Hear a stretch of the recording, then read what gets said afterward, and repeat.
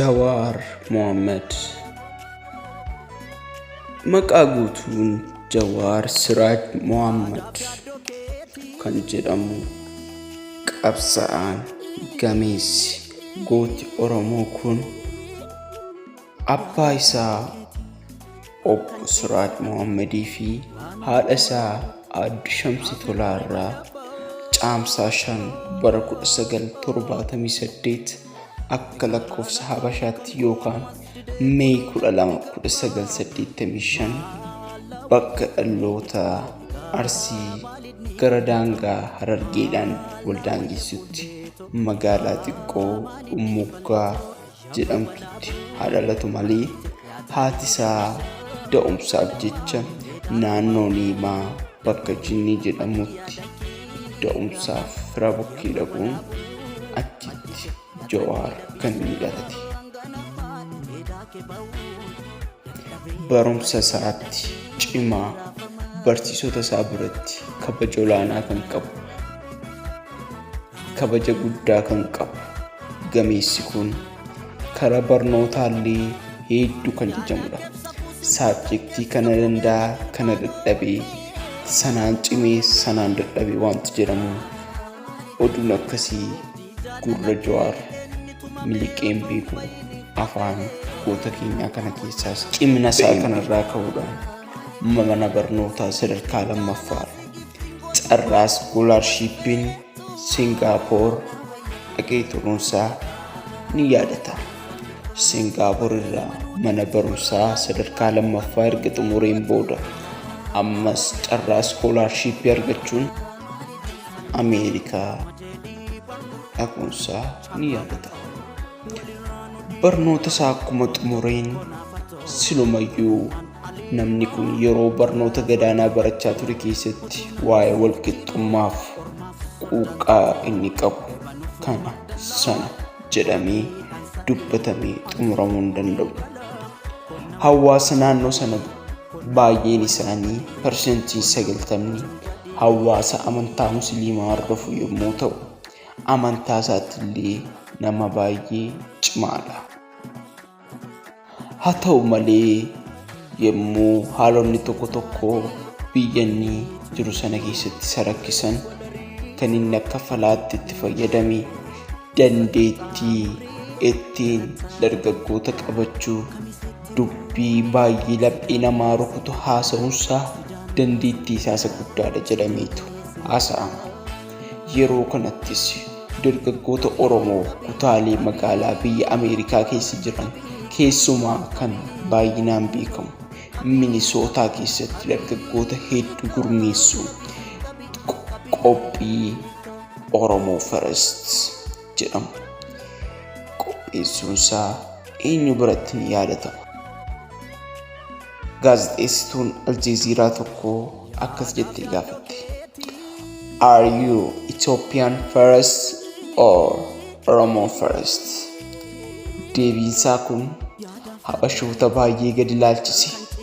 Warra silaa inni gara keenya jechaa turan deebi'anii immoo gantuu biyyaa warri Itoophiyaa jeequuf gooluuf kaatan jedhan. Inni garuu deebii isaatti waa tokko hin gaabbine. Oromo first jechuu isaatti hin gaabbine. Seenaa isaa kana hunda odeessee fixuu hin danda'u. Bara 2010 qabsoon Oromoo, qeerroo Oromoo, jaartii Oromoo, jaarsa Oromoo mootummaa abbaa hirree TPLF'n akkuma fonqolcheen Jawaar gara biyyas kan inni seene ji'oota hedduun hin lakkaa'amne.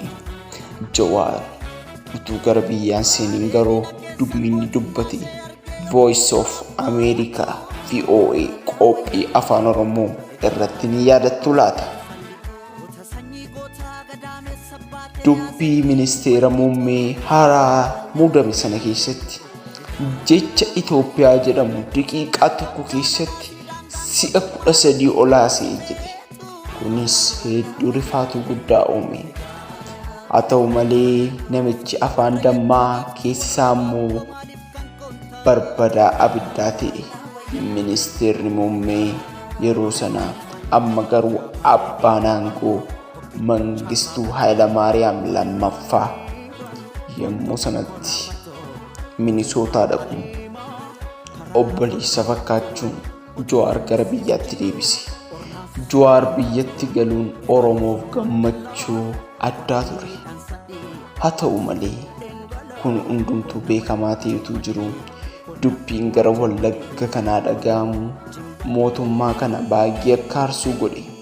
Hidhattoota Oromoof qabsaa'an waraana bilisummaa Oromoo duusaanii yommuu dhaga'u baay'ee aaruunsaa ni yaadatama. Akkasumas murtii adda addaa yeroo adda addaatti fudhateera. Garuu kanuma keessa Jawaar Mohammad takkaa Oromootiif qabsoosaa addaan kuteeku. Garuu akka jechuun isaanii yaadatama. Ergaa amma mootummaa kan keenya ta'e qaamni hidhate kan biraan hin barbaachisu jedheera. Garuu deebi'ee wanta ni jedhanii yaadattuu laata? Amma reefuu naaf galee jedhe. Kana duwwaas miti. Jawaar kallattii adda addaatiin shakkii isaa dhageessifachuu miidiyaalee adda addaa fayyadameera. Waan amma Itoophiyaa keessatti ta'aa jiru lola Tigraayiif lola Bilxiginnaa kanallee raaguun isaanii yaadatama. Erga kana ta'ee booda du'a artistii jaallatamaa uummata Oromoo Hacaaluu sanaa wal qabatee akkuma mana dhaasiin yeroo adda addaatti mana murtiitti dhiyaachaa tureera. Uummati isaa sayyaafachaa turuun isaanii yaadatama. Akkasumas nuti haala biyya ammaa kana keessatti yoo gadhiifamne illee lubbuu keenyaaf sodaa guddaa ta'uu danda'a jechuudhaan yeroo nuti illee waggaa 2 booddee kottaa nu gaafadhaa jedhee ni jira. Kanumaa wal qabsiisee kanan guyyaa irraa dubbachuu barbaade garuu waa'ee oduu tokkollee nu ga'uu dadhabuu gameessa keenya Jawaar Mohammad. Akkuma beekamu erga mana dhaatii gadhiifamee booda turtii yeroo dheeraa booddee toorri FB isaatii isaaf deebi'uun isaanii yaadatama kan duraan cufamee ture. Garuu toora FB isaa sanarratti oduuwwan gadhiifaman akka isa duraanii oduu nama kakaasu waa'ee siyaasa Oromoo gara fuulduraatti deemsisuun taane gaafa boqonnaa, gaafa ayyaanotaa, gaafa du'a nama tokkoo qofa riip bagattiin isin ga'e akkas jechuu malee deebi'ee oduu waa'ee siyaasa Oromoo toora FB isaa irraa dhibamuun uummata yaaddoo keessa galcheera. Kan siluma karaa barbaadan akka jedhu Abiy birriitti kennee mana dhaatii baasee oduu tokkollee akka hin dubbanneef akeekkachiisa guddaa irra godhe. Kaan akka jedhu kaan immoo waa yaade qaba jedhu. Isin maal jettu laata? Mee yaada keessan karaa comment sectionii nuun ga'a. Akkasuma garuu Jawaar Mohammad namni qabsoosaa uummata isaa keessatti yeroo amma kanaa fudhate kun dhugumatu haala xiqqoo akkasiitiin deebi'attanii yaaddu? Guyyaa tokko kun hundumaaf deebiin argamata. Waan nu dhaggeeffattaniif guddaa galatoomaa. Qophiilee kanneen kana fakkaatan biroo argachuuf like, share, subscribe godhaa. Horaa bulaa deebanaa bilisummaan kan keenya.